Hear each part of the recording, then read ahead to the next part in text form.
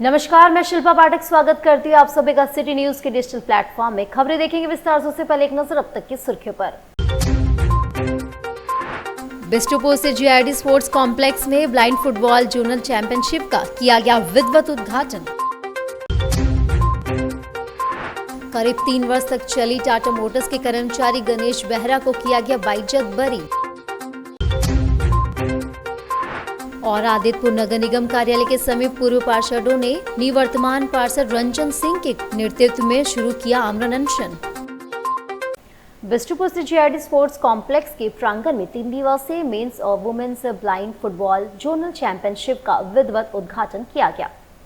बिष्टुपुर स्थित GID sports complex प्रांगण में 3 दिवसीय मेंस एवं women's blind football zonal championship का उद्घाटन किया गया। प्रतियोगिता Jharkhand, Bihar, West Bengal, MP, UP के ब्लाइंड खिलाड़ी शिरकत कर रहे हैं। किस प्रकार इनको ट्रेनिंग दी जाती है? इसका ट्रेनिंग जो मैं देता हूँ as a coach Jharkhand blind football को, इसको झारखंड के जो बच्चे अभी भाग ले रहे हैं इनका 6 डे का ट्रेनिंग हुआ है।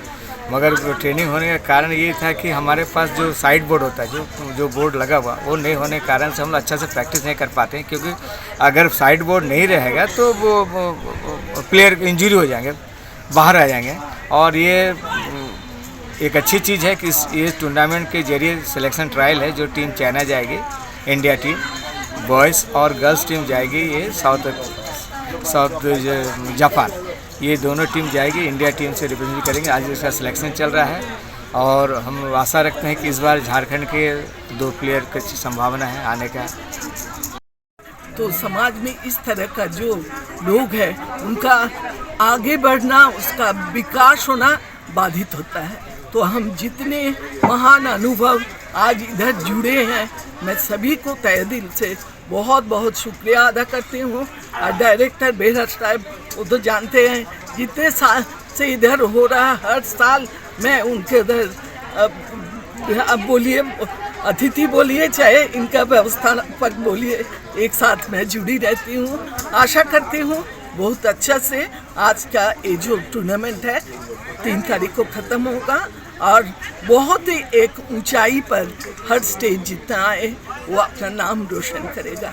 सबको ढेर सारी अभिनंदन के साथ मैं अपना वाणी का विराम देती हूँ। और लगभग 3 वर्ष तक चले इस मुकदमे की सुनवाई के बाद प्रथम श्रेणी न्यायिक दंडाधिकारी अदनान आकिब की अदालत ने साक्ष्य के अभाव में टाटा मोटर्स के कर्मचारी गणेश बेहरा को सभी आरोपों में बाइज्जत बरी किया है। टाटा मोटर्स लिमिटेड के उप महाप्रबंधक अमितेश पांडे द्वारा कंपनी के ही कर्मचारी गणेश बेहरा पर 24,50,000 की हेराफेरी का आरोप लगाते हुए भारतीय दंड संहिता की धारा 406, 408, 411 और 420 के तहत मामला दर्ज कराया गया था। इस दौरान अदालत ने अपने फैसले में कहा कि अभियोजन पक्ष आरोप साबित करने में असफल रहा और प्रस्तुत साक्ष्य आरोपों के अनुरूप नहीं थे। अदालत के यह निर्णय गणेश बेहरा के लिए बड़ी राहत साबित हुई। मामले की सुनवाई के दौरान गणेश बेहरा की ओर से अधिवक्ता संजय प्रसाद, अधिवक्ता राहुल गोस्वामी, अधिवक्ता पूजा गुहा, अधिवक्ता श्वेता सिंह, अधिवक्ता प्रियंका झा और अधिवक्ता निशांत जैन की सराहनीय योगदान रही। टाटा मोटर्स में कार्यरत गणेश बेहरा कांड संख्या GR 1206/2022 आज माननीय अदनान आकिब के कोर्ट से जो हमारे जितने 5 अभियुक्त थे, उसमें मुख्य अभियुक्त गणेश बेहरा जी थे, इन्हें बाइज्जत बरी किया गया। इनमें 406, 408, 411, 420 ये सारे IPC सेक्शन पर इनके लगे हुए। और आदित्यपुर नगर निगम कार्यालय के समीप पूर्व पार्षदों निवर्तमान पार्षद रंजन सिंह के नेतृत्व में आमरण अनशन शुरू किया है। उनकी मांग है कि सड़क निर्माण, साफ सफाई और मूलभूत सुविधाओं की व्यवस्था की जाए। जब उनकी मांगे पूरी नहीं होगी तब तक भूख हड़ताल जारी रहेगा।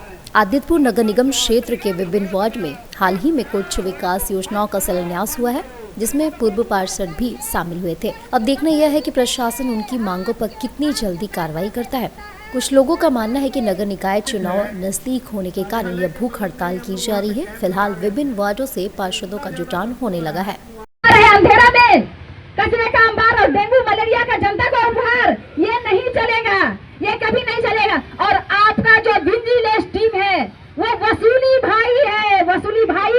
करप्शन आपका पिता और पैसा आपकी माई है। आपके करप्शन के पिता को तोड़ेंगे और पैसा जो आपकी माई है उसको भी हम दर-दर की ठोकर पर लाने पर मजबूर होंगे। आज जो यहाँ पर जनता उपस्थित हुई है, ये अपना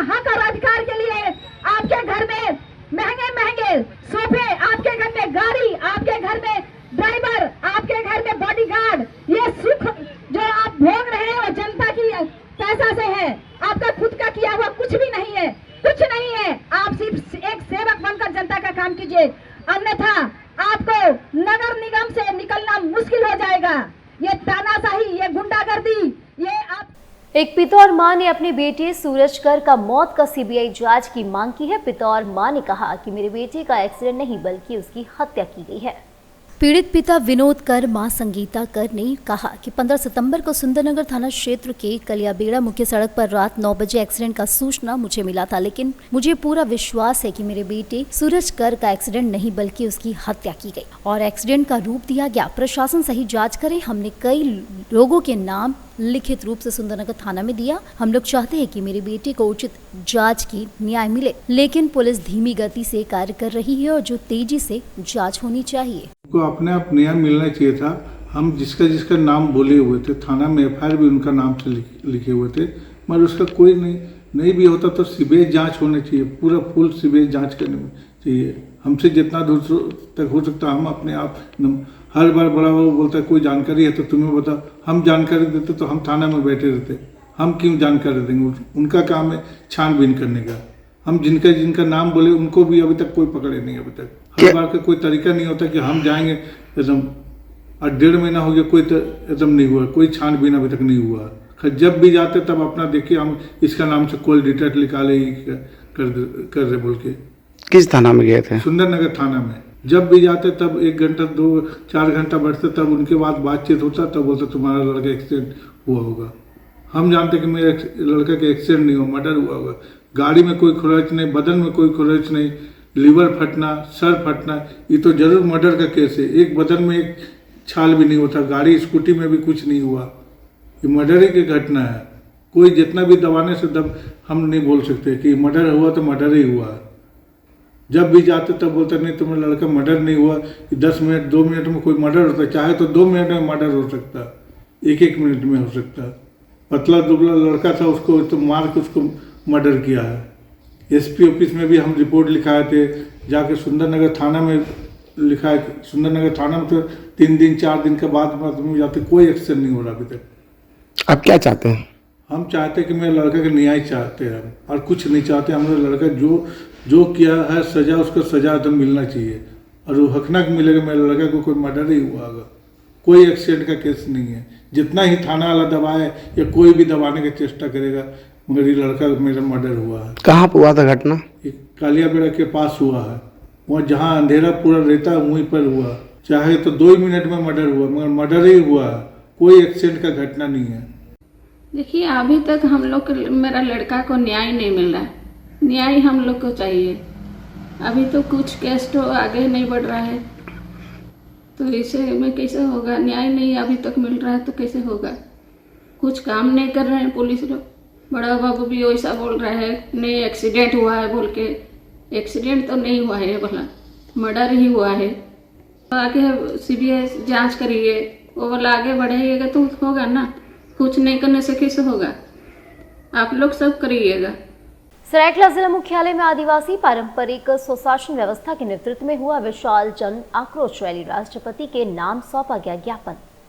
सरायकेला जिला मुख्यालय में शुक्रवार को आदिवासी पारंपरिक स्वशासन व्यवस्था की अगुवाई में विशाल जन आक्रोश महारैली का आयोजन किया गया। रैली में हजारों की संख्या में आदिवासी समुदाय के लोग पारंपरिक वेशभूषा में शामिल हुए। इस दौरान एक तीर एक कमान, सभी आदिवासी एक समान तथा कुर्मी महतो होश में आओ जैसे नारे लगते रहे। रैली के बाद आयोजित धरना प्रदर्शन के उपरांत प्रतिनिधिमंडल ने महामहिम राष्ट्रपति के नाम जिला उपायुक्त को ज्ञापन सौंपा। ज्ञापन में आदिवासी स्वशासन व्यवस्था की मान्यता और संरक्षण की मांग रखी गई। वहीं उपायुक्त ने ज्ञापन ग्रहण करते हुए कहा कि प्रदर्शनकारियों की मांगों को यथोचित रूप से महामहिम राष्ट्रपति तक पहुँचाया जाएगा। रैली के दौरान प्रशासन की ओर से सुरक्षा के पुख्ता इंतजाम किए गए थे। पीतोमाड़ी, मैं कुचुंग दिसोम का देश परगना। हमारी मांग है जो महतो लोग आदिवासी बनना चाहते हैं, जो हमारे समुदाय में घुसना चाहते हैं, उन्हें हम अपने आदिवासी में नहीं करेंगे। ये विरोध जब तक झारखंड सरकार हमारी मांगों को पूरी नहीं करती है तब तक ये विरोध जारी रहेगा। घाटशिला विधानसभा में उपचुनाव को लेकर पूर्व मुख्यमंत्री चंपई सोरेन ने भाजपा प्रत्याशी बाबूलाल सोरेन के पक्ष में विभिन्न क्षेत्रों में जनसंपर्क अभियान चलाया। विभिन्न गांव में जा जाकर चंपई सोरेन ने ग्राम प्रधान लोगों से मिले, अपने पुत्र सह भाजपा प्रत्याशी बाबूलाल सोरेन के पक्ष में वोट मांगा और जिताने की अपील लोगों से की। बताया जा रहा है कि चंपई सोरेन पिछले कई दिनों से घाटशिला विधानसभा के विभिन्न क्षेत्र के कई पंचायत का दौरा कर चुके हैं।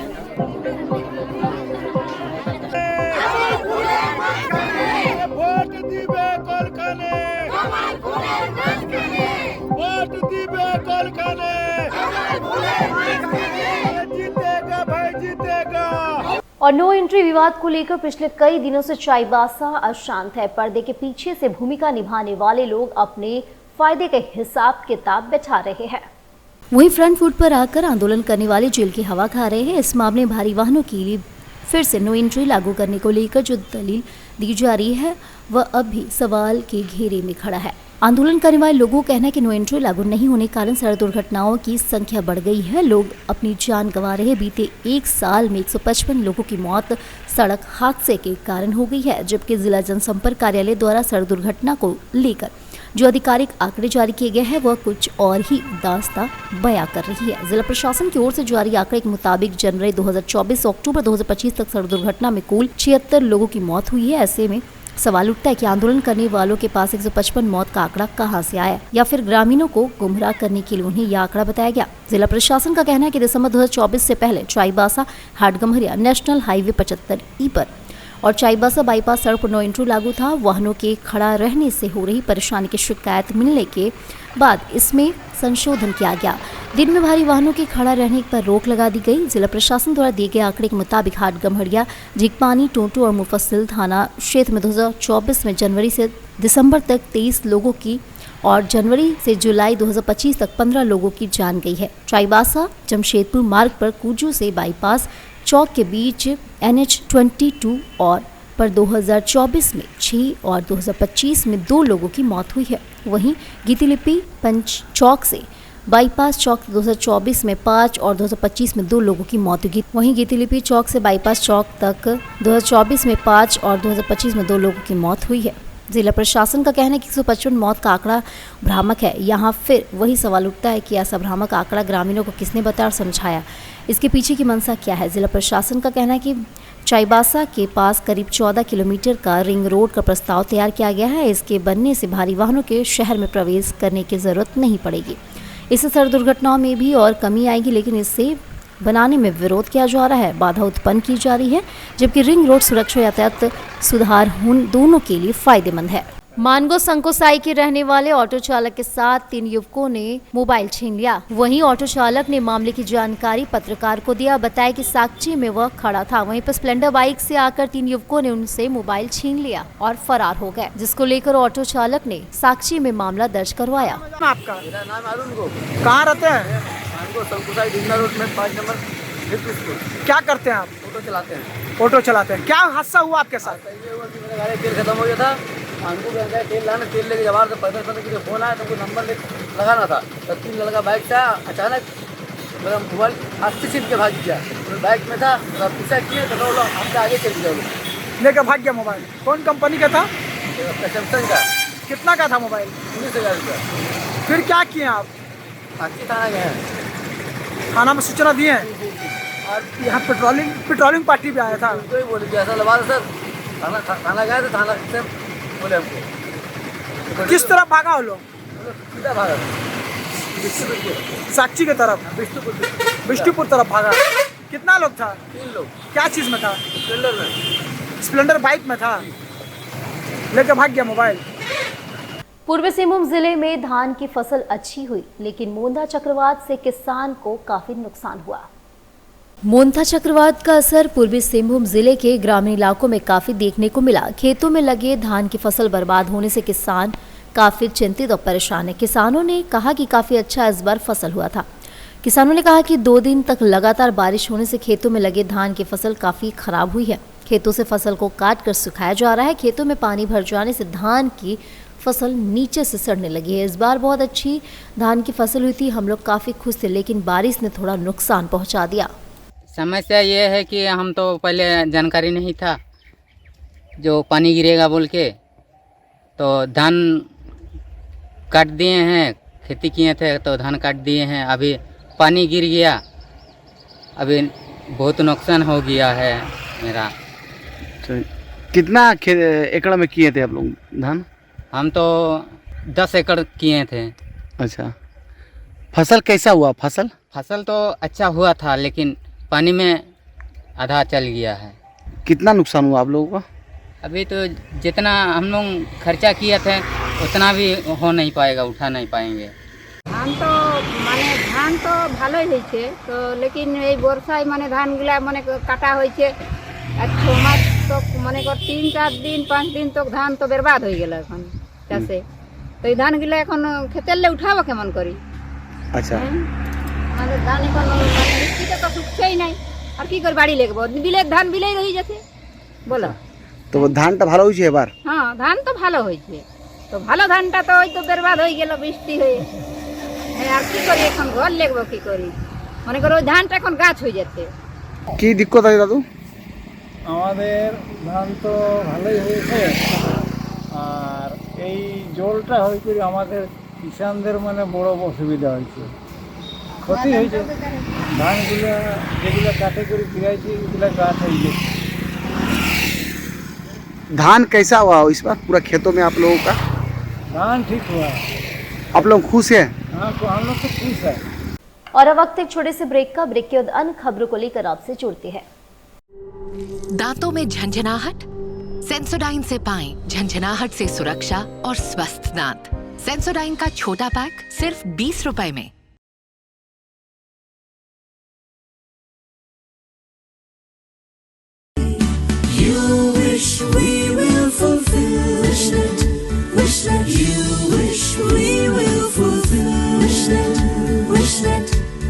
विशनेट ब्रॉडबैंड, আপনার ब्रॉडबैंड साथी। घर का पहला स्वागत होता है दरवाजे से, और जब दरवाजा हो एएस ट्रेडर्स का तो हर नजर ठहर जाती है। एएस ट्रेडर्स डिजाइन डोर, जहां आपको मिलता है डिजाइनर वुडन डोर्स और विंडोज, मेमरिंग, लेमिनेशन, सनमाइका, प्रीमियम शीशम और सागवान के दरवाजे, सब कुछ आपकी जरूरत और पसंद के अनुसार कस्टमाइज। यहाँ आपको रिजनेबल प्राइस पर सभी प्रकार के दरवाजे उपलब्ध होंगे। मजबूती, खूबसूरती और कारीगरी का बेजोड़ संगम, यही है हमारी पहचान। तो आइए अपने घर को दीजिए नई पहचान।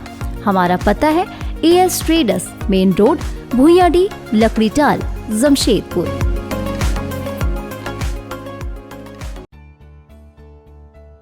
बेहुनर आदमी जिंदगी भर नौकरी की तलाश में भटकता है, और हुनरमंद इंसान को नौकरी तलाश करती है।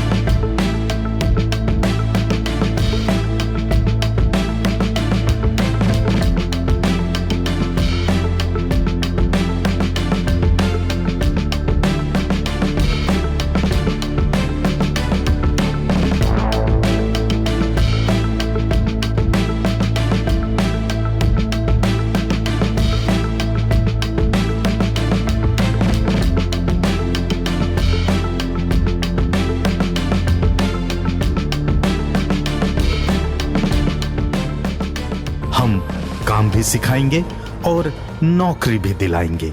अधिक जानकारी के लिए संपर्क करें अंतर्राष्ट्रीय मान्यता प्राप्त Rabia technical institute and placements council approved by government of India, और देखें हमारा वेबसाइट www.rabiainstitute.in।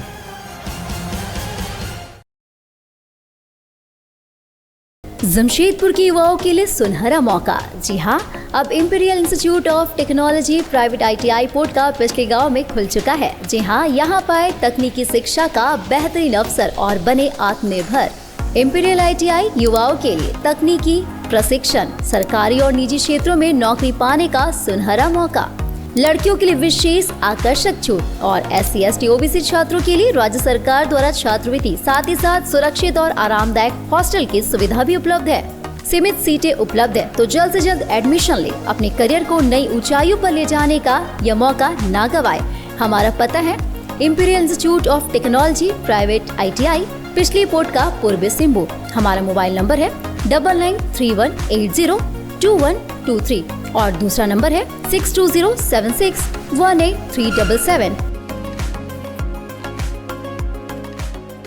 ब्रेक के बाद फिर से आप सभी का स्वागत करती हूँ। ऑल इंडिया हो लैंग्वेज एक्शन कमेटी की ओर से दिल्ली के जंतर मंतर पर 1 दिवसीय विशाल धरना प्रदर्शन आयोजित किया गया। यह धरना जनजातीय हो भाषा को भारतीय संविधान की 8वीं अनुसूची में शामिल करने की मांग को लेकर आयोजित किया गया था। देश भर में 50 लाख से ज्यादा लोग अपने रोजमर्रा के संचार में हो भाषा का इस्तेमाल करते हैं। जनजातीय हो भाषा को भारतीय संविधान की 8वीं अनुसूची में शामिल करवाने हेतु आज दिल्ली के जंतर मंतर में विशाल धरना प्रदर्शन किया गया। धरना प्रदर्शन में झारखंड, उड़ीसा, पश्चिम बंगाल और असम के हजारों की संख्या में लोग हिस्सा लिए। ऑल इंडिया हो लैंग्वेज एक्शन कमेटी के राष्ट्रीय कार्यकारी अध्यक्ष सुरा बिरुली ने कहा कि जनजातीय हो भाषा को 8वीं अनुसूची में शामिल करने के लिए लगातार कई वर्षों से राज्य सरकार और केंद्र सरकार से अनुरोध किया गया है, लेकिन किसी ने अभी तक पहल नहीं किया। हम पिछले 3 दशकों से हो भाषा की संवैधानिक मान्यता के लिए संघर्ष कर रहे हैं। संसद सदस्यों से लेकर केंद्रीय गृह मंत्री, संसदीय राज्य भाषा समिति के अध्यक्ष और यहाँ तक के राष्ट्रपति महोदय से भी कई बार मिलने का ज्ञापन सौंपा गया। इस मुद्दे को कई बार लोकसभा और राज्यसभा में पक्ष विपक्ष के सांसदों के द्वारा मांग को रखा गया। यह वास्तव में दुर्भाग्यपूर्ण है कि इतनी बड़ी जनजातीय आबादी अपनी मातृभाषा की रक्षा और संरक्षण के संवैधानिक अधिकार से वंचित है, जबकि कम बोलने वाली आबादी और सीमित साहित्य विकास वाली कई भाषाओं को पहले ही 8वीं अनुसूची में शामिल किया जा चुका है। हमारा दृढ़ विश्वास है कि संवैधानिक मान्यता हो भाषा साहित्य और संस्कृति के संरक्षक और संवर्धन में मदद करेगी, जिससे भारत की भाषाई विविधता और जनजातीय विरासत मजबूत होगी। हमें उम्मीद है कि जनजातीय हो भाषा को जल्द ही भारत के संविधान की 8वीं अनुसूची में अपना उचित स्थान मिलेगा। आज हम लोग ऑल इंडिया हो लैंग्वेज एक्शन कमेटी की ओर से 1 दिवसीय दिल्ली के जंतर मंतर पर धरना प्रदर्शन को लेकर आए हुए हैं। भारतीय संविधान की 8वीं अनुसूची में हो भाषा को शामिल करने के लिए पिछले कई वर्षों से हम लोग आंदोलन कर रहे हैं। हमारी भाषा को मान्यता मिले। पिछले वर्ष भी हम लोगों ने केंद्रीय गृह मंत्री अमित शाह जी से हम लोगों ने मिला। उससे पहले महामहिम राष्ट्रपति महोदया द्रौपदी मोदी मैडम से भी हम लोग मिल चुके हैं। उनसे भी मिलकर के हमने हो भाषा को 8वीं अनुसूची में शामिल करने के लिए कई दफे मांग पत्र सौंपा। और हम लोग को जानकारी होगा कि झारखंड सरकार और उड़ीसा के TSC से अनुशंसा कर केंद्र सरकार को 8th शेड्यूल में शामिल करने के लिए मांग पत्र शामिल करने की मांग को लेकर के अनुशंसा की चुकी है। इसके बाद भी आज तक हो भाषा को 8th शेड्यूल में शामिल नहीं किया गया। इसके विरोध में आज हम लोग दिल्ली के जंतर मंतर में उपस्थित होकर के अपनी मांग को पूरा करने के लिए केंद्र सरकार से हम लोग आग्रह करते हैं कि हो भाषा को 8th शेड्यूल में शामिल करें, अन्यथा हम लोग आगे आने वाले दिनों में उग्र आंदोलन करेंगे। और पूर्व मुख्यमंत्री चंपई सोरेन ने हेमंत सोरेन पर बोला हमला, कहा वर्तमान सरकार से राज्य के आदिवासी परेशान है। घाटशिला में पत्रकारों से बात करते हुए चंपई सोरेन ने कहा कि वर्तमान सरकार से इस राज्य के आदिवासी काफी परेशान हैं। देश परगना, संथाल परगना के आदिवासी भी परेशान हैं। इस राज्य के नेतृत्वकर्ता एक शब्द बोलने को तैयार नहीं है। पूरा संथाल परगना के आदिवासी भी दुखी में है। कोल्हान क्षेत्र के आदिवासी दुखी में है। किस तरह का बुआ राज, गलत तरीके से माइनिंग किया जा रहा है। घाटशिला विधानसभा के कई ऐसे गांव में जहां रोड नहीं है, पीने का पानी की व्यवस्था नहीं है, कई स्कूल में एक ही टीचर है। हम कल झाटी झरना पंचायत गए थे, जहां कई समस्या आज भी है। ना सड़क है, ना पीने का पानी है। स्कूल में एक टीचर है। घाटशिला विधानसभा की स्थिति है ऐसा, हर गांव में स्कूल है तो शिक्षक नहीं है। पूरे झारखंड में सरकार चीज का नाम नहीं है। आदिवासी का जमीन सुरक्षित नहीं है। आदिवासी उजड़ते जा रहा है। भोगनाडीह को भी नहीं छोड़ा। एक विशेष समुदाय को जनसंख्या बहुत तेजी से बढ़ रहा है। और ये भी वर्तमान सरकार आदिवासी प्रति जो उनका रवैया है, आदिवासी ओहित में जो काम कर रहा है, देश परगना भी परेशान है, पूरा संताल परगना परेशान है, पूरा झारखंड के आदिवासी परेशान है। उतना देश से इसीलिए आया हो, पूरा संताल परगना डेमोग्राफी बदल गया। इस राज्य का जो नेतृत्व करता है एक शब्द बोलने के लिए तैयार नहीं। पूरा संताल परगना आदिवासी दुखी में है। चाईबासा कोल्हान क्षेत्र का आदिवासी दुखी में है। किस तरह का हुआ राज। 11 बजे रात को महिला को भी धक्का देके पीटने में पीछे पुलिस नहीं रहा, लाठीचार्ज। खाली नो एंट्री का मांग था। पूरा संताल परगना पूरा डेमोग्राफी बदल गया है। गलत सलत माइनर माइनिंग मेजर माइनिंग होते जा रहा है। पूरा संताल परगना का आदिवासी मूलवासी दुखी है। आज हम आप लोगों को हर गांव से आ रहा है, ये भी भाजपा का सदस्य ले रहा। इस सरकार का 6 साल हो गया। ये 6 साल में अभी एक भी काम शुरू नहीं किया। मूसाबनी प्रखंड के फॉरेस्ट ब्लॉक पंचायत के ग्रामीण पहुंचे उपायुक्त और आरईओ विभाग कार्यालय, सौंपा ज्ञापन।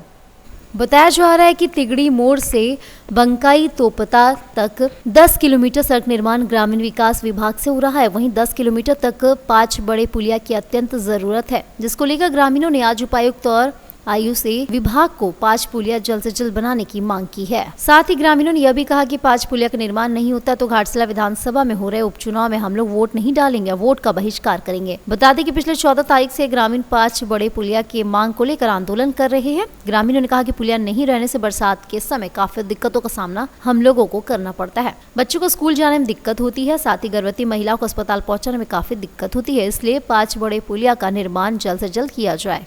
हम लोग देखिए फॉरेस्ट ब्लॉक पंचायत से आए हुए हैं, प्रखंड मूसाबनी पड़ता है। हमारे यहाँ की दिक्कत ये हमेशा होते रहा है कि कभी किसी महिला को या स्कूल बच्चा को बहुत दिक्कत होता है। मेन है कि सड़क में पुलिया निर्माण छोटा बनाया जा रहा है, सो उसे थोड़ा बड़ा साइज बनवाने के लिए हम लोग आवेदन दे रहे हैं, जिससे कि इस बार कुछ पुलिया बनाया गया है। हालांकि उस पुलिया में देखिए बरसात में बहुत पानी एकदम ओवरफ्लो करने लग जा रहा था, एकदम आवाजावा रास्ता ब्लॉक कर जा रहा था, किसी को आना जाना मुश्किल पड़ रहा था।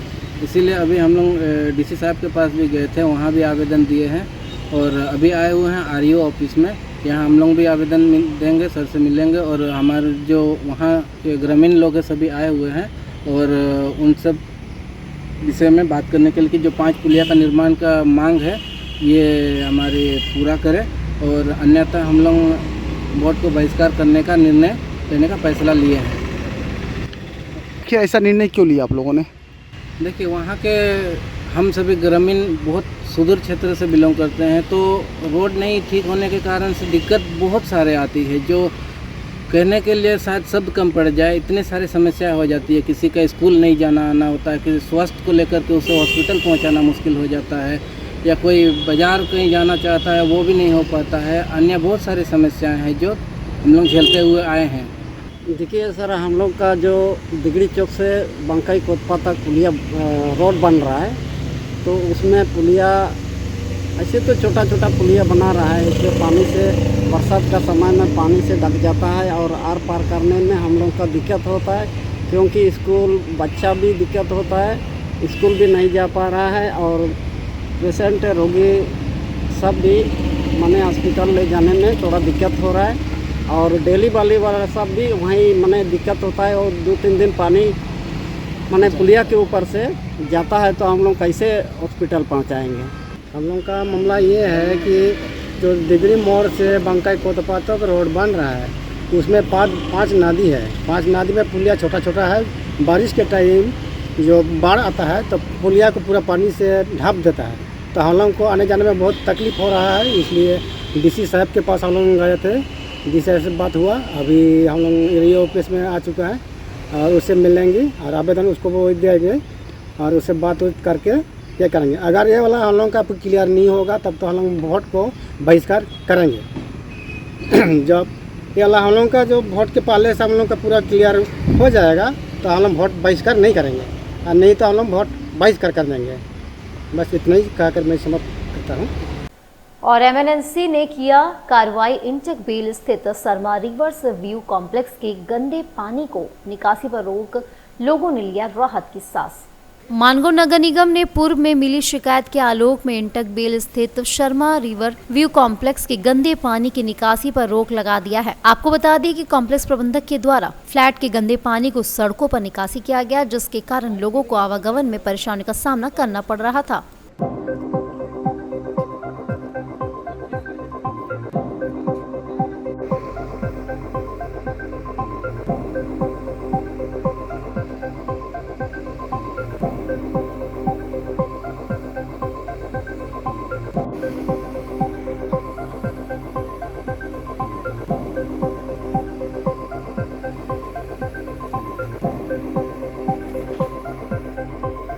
है इंटेक वेल, यहाँ पर एक सरकारी शौचालय जो बना हुआ है वो, और ये सहारा समय कंस्ट्रक्शन का जो वर्चस्व बना के रखा है। छठ पूजा के टाइम में नगर निगम के पहल पे यहाँ पे पूरी सफाई हो गई थी।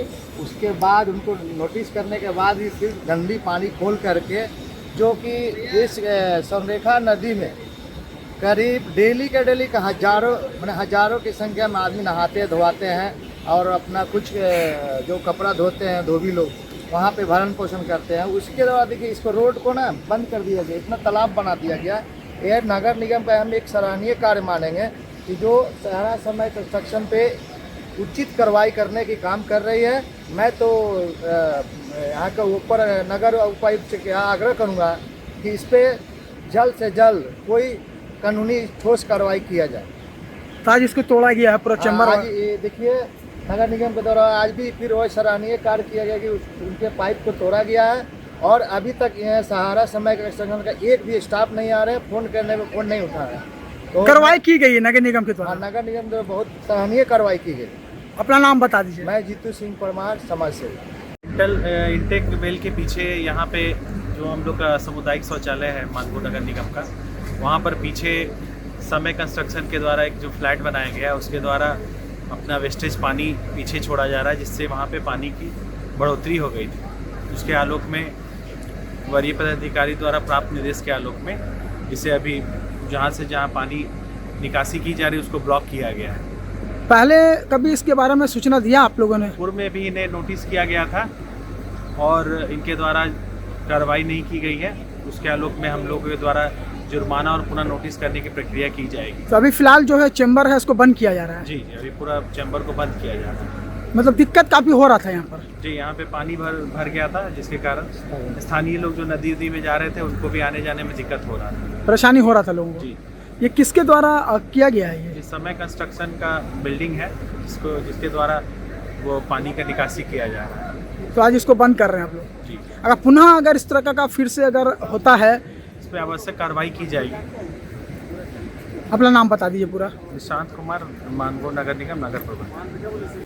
बिष्टुपुर से जीआईडी स्पोर्ट्स कॉम्प्लेक्स प्रांगण में टाटा स्टील स्पोर्ट डिपार्टमेंट के पूर्व हेड यासीन उस्ताद के पुण्यतिथि पर 2 दिवसीय हैंडबॉल प्रतियोगिता का आयोजन किया गया।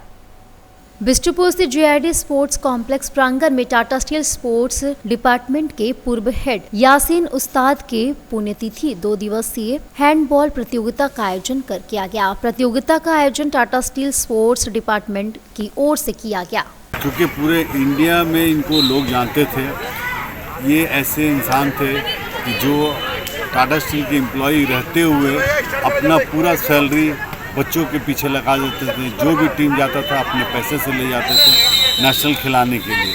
तो जितने इंडिया फेडरेशन थे वो लोग देखते थे कि ये बहुत ही ऑनेस्ट आदमी है जो बच्चों के पीछे पूरा खर्च करता है, बच्चों को आगे बढ़ाता है। फिर उन्होंने आहिस्ता आहिस्ता अपने गेम को देना चालू किया, दूसरे को क्रिकेट दूसरे को दिया, फुटबॉल दूसरे को दिया, लेकिन हैंडबॉल से वो नहीं हटे, हैंडबॉल से जुड़े रहें। जो कि मैं बताना चाहता हूँ कि मैं उस वक्त क्रिकेट एथलेटिक्स किया करता था। अचानक वो आए और देखे, बोले कि आपके फादर बोले हैं कि हैंडबॉल खेलने के लिए, तो आप कल से हैंडबॉल में आइए। उन्हीं का दिन है कि मैं स्टेट, डिस्ट्रिक्ट, नेशनल और इंटरनेशनल तक खेला। आज मैं टाटा स्टील में कार्यरत हूँ। ये उनका बहुत बड़ा योगदान है। हैंडबॉल आज जो फुल खिले हुए हैंडबॉल का, उन्हीं का योगदान है। कितने लोग टाटा स्टील में स्पोर्ट्स में गए जो यासीन उस्ताद उनको ट्रेनिंग दी है? कम से कम 200 लोग टाटा स्टील में हैं और ना जाने इंडिया में कितने हैं उनको गिनती नहीं कर सकते हम। इतने लोग को उन्होंने अपने रोजगार से लगाया। और कदमा फार्म एरिया से बॉल्डविन हाई स्कूल प्रांगण में नेशनल सेमिनार का आयोजन किया गया। कदमा फार्म एरिया से बाल्डविन हाई स्कूल प्रांगण में नेशनल सेमिनार का आयोजन किया गया, जिसमें छात्रों को नए पाठ्यक्रम के संबंध विस्तार पूर्वक जानकारी दी गई। आज का जो सेमिनार है ये बच्चों को डायरेक्ट नेशनल लेवल का एक्सपोजर देने के लिए है, जिसमें देश की जानी मानी करीब 20 यूनिवर्सिटीज़ जो हैं उन्होंने आजकल के जो नया विकास हो रहा है, नए कोर्सेज आ रहे हैं, उनके बारे में उनको अवेयरनेस देना, उनको जानकारी देना, उनको कनेक्ट कराना, यही हमारा लक्ष्य रहा है। हमारे यहाँ बच्चे, पेरेंट्स, टीचर्स, स्टाफ सब लोग इतने खुश हैं and they are so excited कि जितनी टीम मेंबर्स आए हैं डिफरेंट यूनिवर्सिटीज़ के, उन्हें इतना प्यार से समझाया है, उन्होंने मटेरियल दिया है। और सबसे बड़ी बात है कि हमने उनका एक मटेरियल लेकर अपने ऑफिस में रख लिया है। अगर कोई पेरेंट चाहता है तो हमसे कनेक्ट होगा और हम उसको दे देंगे और वो पेरेंट उससे कनेक्ट हो सकते। Thank you. और अब चलते चलते एक नजर डाल लेते अब तक की सुर्खियों पर। बिस्टुपुर से जीआईडी स्पोर्ट्स कॉम्प्लेक्स में ब्लाइंड फुटबॉल जोनल चैंपियनशिप का किया गया विधिवत उद्घाटन। करीब 3 वर्ष तक चली टाटा मोटर्स के कर्मचारी गणेश बेहरा को किया गया बाइज्जत बरी। और आदित्यपुर नगर निगम कार्यालय के समीप पूर्व पार्षदों ने निवर्तमान पार्षद रंजन सिंह के नेतृत्व में शुरू किया आमरण अनशन। तो आज के इस बुलेटिन में बस इतना ही। कल फिर मिलेंगे और खबरों के साथ। तब तक के लिए नमस्कार।